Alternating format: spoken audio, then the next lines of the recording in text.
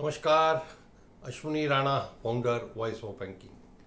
आज शनिवार है और बैंकिंग की बात मेरे साथ का ये 12वां एपिसोड हम आपके सामने रख रहे हैं। आज की बैंकिंग की बात में मुद्दे बहुत ज़्यादा नहीं हैं, लेकिन जो भी मुद्दे हैं वो बहुत ही संवेदनशील मुद्दे हैं। और सबसे बड़ा उसका जो मुद्दा है वो है बैंकों में बढ़ रहे सुसाइड्स। सरकार की बैंकों को निर्देश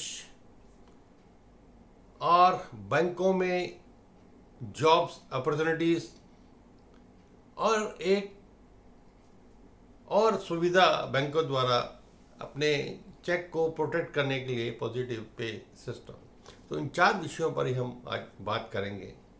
लेकिन सबसे पहला जो मुद्दा है, जो विषय है, वो है बैंकों में हो रहे सुसाइड।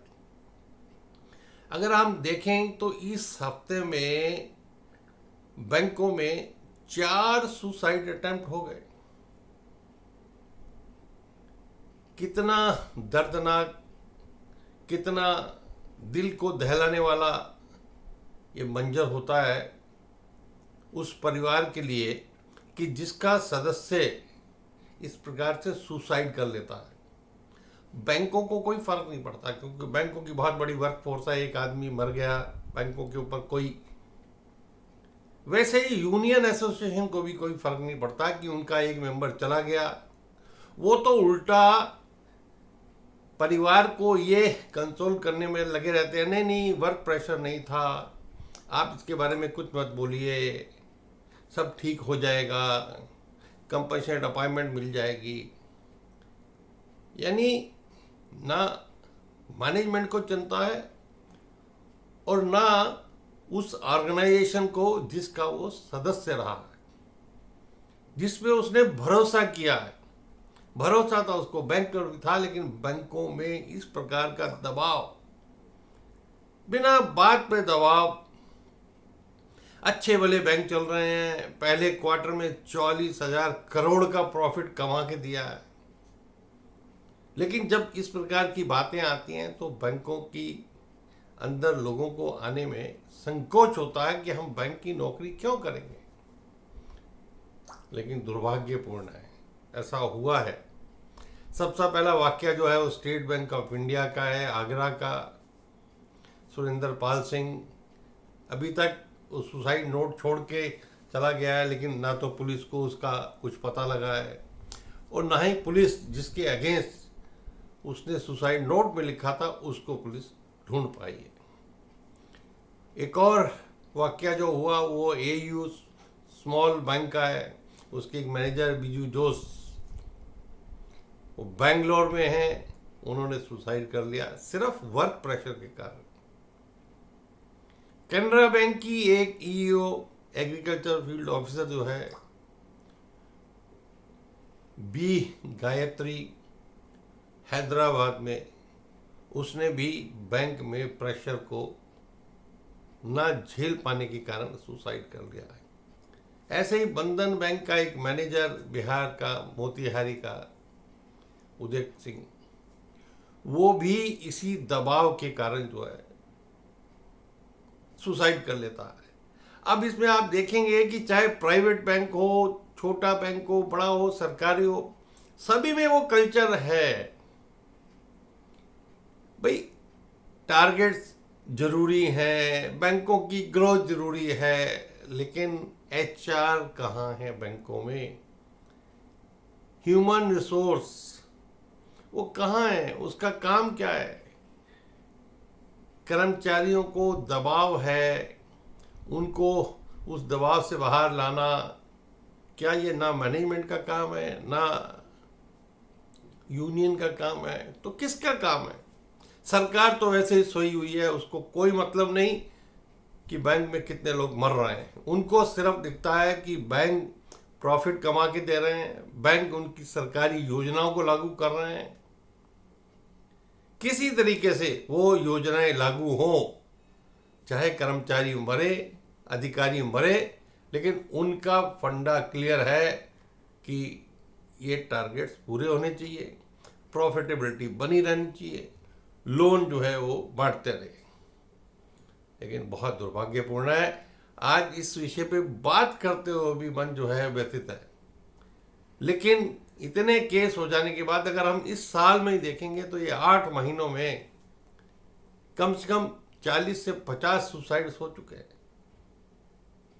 लेकिन कहीं कोई जागरण नहीं है, कहीं कोई आवाज नहीं है, कहीं कोई इस मुद्दे पर हड़ताल नहीं है, कोई आंदोलन नहीं है। तो भविष्य कैसा होगा जान सकते हैं। इसके बाद बात करते हैं कि department of financial services her quarter के बाद पब्लिक सेक्टर बैंक की रिव्यू मीटिंग करता है कि क्वार्टर में कैसा परफॉर्म किया, आगे क्या करना है। तो इस बार भी 20 तारीख को उन्होंने वो मीटिंग रखी थी। मीटिंग में डीएफएस इस बात से तो सहमत था कि बैंकों ने एक अच्छा प्रॉफिट कमाया है, लेकिन उसके साथ डीएफएस का कहना है कि सरकार की इच्छा है कि बैंक जो है प्रोडक्टिव काम के लिए, यानी मैन्युफैक्चरिंग के लिए, एमएसएमई के लिए जो लोन है उस स्पीड को बढ़ाया जाए, ताकि देश की आर्थिक ग्रोथ जो है उसका इंजन जो है वो चलता रहे। बिल्कुल ठीक है, लेकिन सिर्फ टारगेट के नाम पर क्या लोन बांटना, अगर हम देखें कि हम लोन बांट रहे हैं लेकिन लोन जो दे दिए गए उनकी रिकवरी का क्या है, कितने लोन खराब हो गए, क्योंकि आज ज़्यादातर लोन में सरकार की गारंटी है, लेकिन गारंटी होने के बाद भी लोन क्यों डूबते हैं? क्या हमारा सिस्टम ठीक नहीं है, हमारे पास वर्कफोर्स नहीं है, ड्यू डिलिजेंस नहीं है? तो किसकी गलती है? तो उसको भी सरकार को समझने की जरूरत है। डीएफएस उस पर भी विचार करे, सिर्फ यही नहीं कि दबाव देकर टारगेट्स पूरे करवाए। अब ये टारगेट्स पूरे होंगे तो कैसे होंगे? बैंकों में वर्कफोर्स ही कम है। पिछली बार में एपिसोड में हमने बताया था कि कितने 1 लाख से ज़्यादा आउटसोर्स एम्प्लॉइज बैंकों में हैं। बहुत सारी ऐसे एम्प्लॉइज हैं जो उस आउटसोर्स के पैरामीटर में भी नहीं है, क्योंकि वो किसी एजेंसी के थ्रू अपॉइंट नहीं है। उनको डेली बैंक किसी खर्चे में से पैसा डाल के उसको दे देता है। तो ऐसे 1 लाख अगर ऐसा वर्कफोर्स है जो कि एजेंसी के थ्रू अपॉइंटेड है, तो इतना ही, क्योंकि हर बैंक में कम से कम एक ब्रांच में एक आदमी तो चाहिए। आपने गार्ड खत्म कर दिया, आपने स्वीपर खत्म कर दिया, आपने सब स्टाफ खत्म कर दिया, तो उनके लिए जगह पर काम करने वाला कोई तो चाहिए। तो फिर भर्ती क्यों नहीं?